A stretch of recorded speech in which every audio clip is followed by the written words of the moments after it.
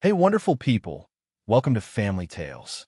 Today's story is about a woman who walked into her husband's office with an ultimatum, demanding he sell his late father's business and split the money with her immediately or she'd leave.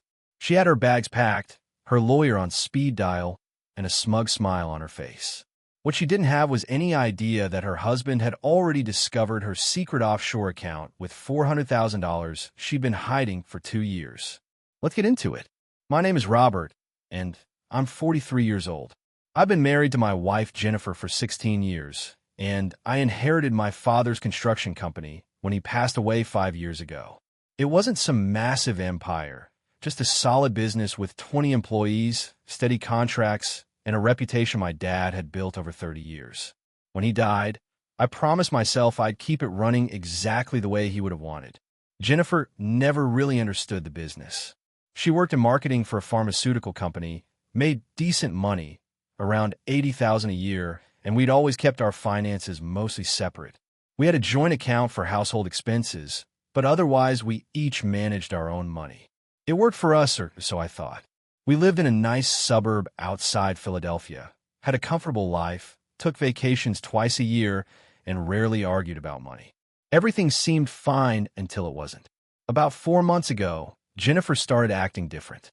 She'd always been organized and particular about things, but suddenly she became obsessed with our financial situation.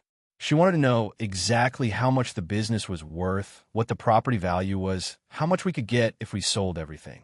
At first, I thought she was just being practical, maybe thinking about retirement planning or something. I answered her questions honestly. The business was worth probably around $2 million if I sold it outright, maybe more if the right buyer came along. The building we operated out of was paid off, worth another $500,000. Add in equipment, contracts, goodwill, we were looking at a decent chunk of money. But then her questions got more specific and more aggressive. Why was I still running a construction company when I could sell it and do something easier? Didn't I want to enjoy life instead of dealing with contractors and permits all day? Wouldn't it be smarter to liquidate everything and invest the money? I kept telling her the same thing. This was my father's legacy. I wasn't interested in selling. The business supported our lifestyle perfectly fine, and I actually enjoyed the work. She didn't like that answer. I could see it in her face every time I said it. This look of frustration, like I was being deliberately difficult. Then came the comments about how I was prioritizing a dead man's business over our marriage, over our future, over her needs.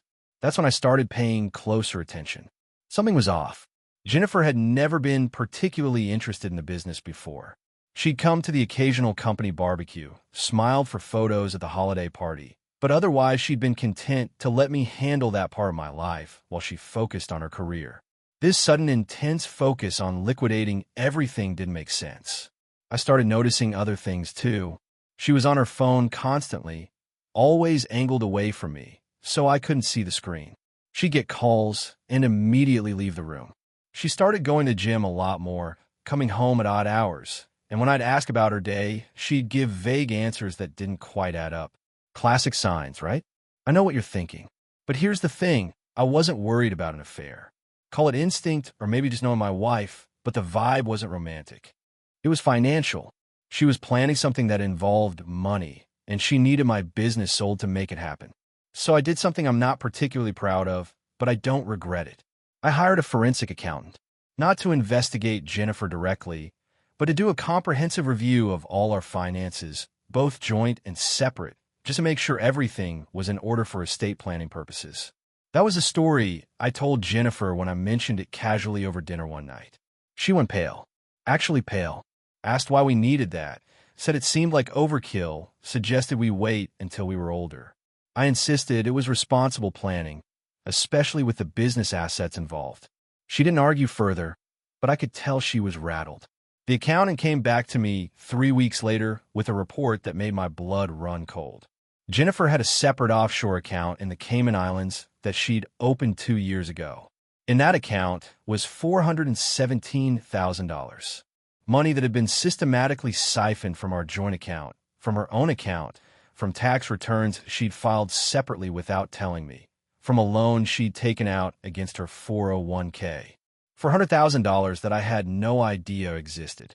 But here's where it gets really interesting. The accountant traced the funding sources and discovered something else. About $60,000 of that money had come from joint account transfers that Jennifer had labeled as charitable donations for tax purposes. Except there were no charities. She'd created fake receipts, fake documentation, everything. She'd been committing tax fraud, and if the IRS ever audited us, I'd be on the hook too, since we filed jointly for our federal returns. I sat in my office staring at that report for probably 2 hours. 16 years of marriage. 16 years of trusting this woman with everything. And she'd been planning her exit strategy for at least 2 years, maybe longer. The offshore account, the sudden interest in selling the business, the constant questions about asset values. It all made sense now. She wanted me to sell everything, take my half of the money, and then she'd disappear with her hidden $400,000 plus whatever she could get from the divorce. She'd be set for life while I'd be left with nothing but the memory of my father's business that I destroyed. I called my lawyer that same day, explained everything, showed him the forensic accountant's report. He whistled low and told me I had options, but I needed to be strategic. Don't confront her yet. Don't let her know you know. We need to document everything, get all the evidence in order, and then we strike when she makes her move. So I waited. And let me tell you, those next few weeks were the hardest of my life. Coming home every night, eating dinner across from someone I now knew was actively trying to rob me, smiling and pretending everything was normal. It was torture.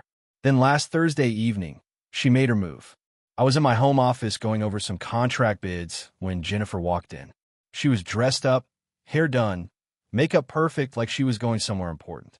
She closed the door behind her and stood there with her arms crossed. "We need to talk," she said. I minimized the spreadsheet I'd been working on and turned to face her. "What's up?" "I've been thinking a lot about our future, about what we both need to be happy, and I've come to a decision." A decision. Not a discussion, not a conversation, a decision. I knew where this was going, but I let her continue. "I need you to sell the business. The whole thing. The company, the building, everything. And I need you to do it within the next 60 days. I actually managed to look surprised. "Why the sudden rush?" "Because I'm not happy, Robert. I haven't been happy for years. I've been living in the shadow of your dead father's dreams while my own life passes me by, and I'm done. I want my share of what we've built together, and I want it now." Her share of a business she'd never worked a day in. A business I'd inherited and grown. A business she'd never shown any interest in until she decided she wanted it liquidated so she could run off with the money. "What if I say no?" I asked. "Then I'm leaving. Tonight. I've already talked to a lawyer. In Pennsylvania, I'm entitled to half of all marital assets. If you sell now, we can split everything cleanly and move on with our lives. If you refuse, I'll file for divorce, and we'll let the courts decide. Either way, I'm getting what I deserve." "What you deserve," I repeated. 16 years of marriage. I think I've earned it. And here's where she made her mistake. She smiled. Actually smiled. This satisfied, victorious smile like she'd already won. Like I was going to crumble and give her everything she wanted just to avoid conflict.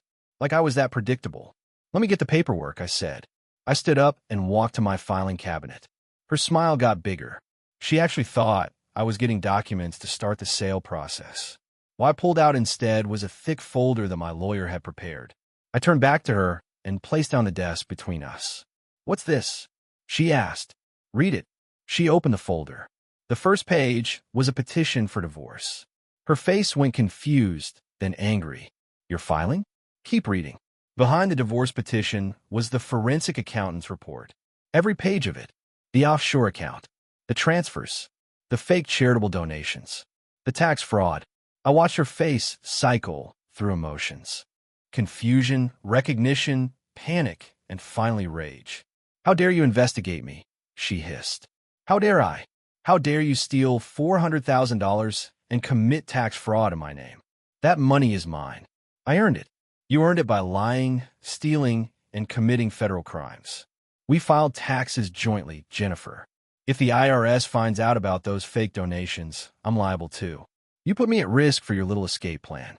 This wasn't supposed to happen like this." She was genuinely angry, like I'd ruined her carefully laid plans. "How is it supposed to happen? You bully me into selling my father's business, We split the proceeds. And then what? You take your half plus your hidden 400,000 and disappear? Start a new life somewhere while I'm left with nothing? You would have had your half. After you destroyed the one thing my father left me. After you manipulated me into giving up everything he built. That was your plan from the beginning, wasn't it? The sudden interest in selling, the questions about asset values, the urgency. You've been planning this for years. She didn't deny it. Couldn't deny it. The evidence was right there in black and white. Here's what's going to happen, I continued. You're going to sign these divorce papers. You're going to provide documentation for that offshore account. And you're going to return every penny of money that you took from our joint accounts through fraudulent means. And if I don't, then I'll report the tax fraud to the IRS. I'll show them every fake donation, every false document, every fraudulent claim. You'll face federal charges, possible jail time, and definitely penalties that'll wipe out that offshore account, and then some. You wouldn't dare. Try me. I've spent 16 years building a life with you. 16 years of trust. And you repay me by stealing, lying, and trying to destroy my father's legacy. At this point, Jennifer, I have nothing to lose by scorching the earth. She stared at me for a long moment. I could see her brain working, trying to find an angle, some way to turn this back in her favor. There wasn't one. My lawyer had made sure of that. Fine, she said finally. Fine? Fine. I'll sign your papers. I'll document the account. But I'm keeping my money. Half of it, I countered. 200,000. That's what you would have gotten in a fair divorce anyway, minus what you stole from joint accounts. The rest goes to paying back what you took and covering the legal fees for cleaning up your tax fraud. She wanted to argue. I could see it in her face. But she also knew she didn't have leverage. If this went to court, if the IRS got involved, she'd lose everything and possibly face criminal charges. 200,000 in a clean break was better than prison. We signed the papers that night. She got her 200,000 from the offshore account. I got the house, the business, and documentation of every penny she'd stolen. My lawyer filed the divorce the next morning.